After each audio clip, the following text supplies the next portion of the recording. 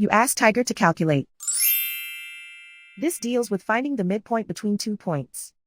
The midpoint between the 2 points is 18.5, 19.5. Let's solve it step by step. Plot the 2 points and calculate the midpoint using the formula. The coordinates of point 1 are, x1 equals negative 18, y1 equals 56. The coordinates of point 2 are, x2 equals 55, y2 equals negative 17.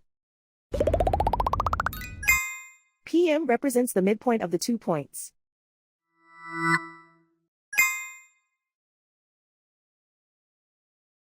Use the x values in the midpoint formula to find the midpoints x.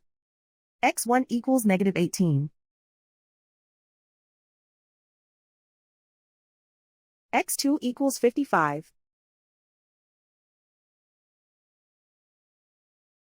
Simplify the arithmetic.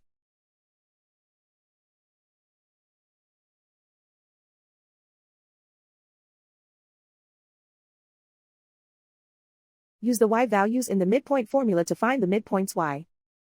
y1 equals 56. y2 equals negative 17. Simplify the arithmetic.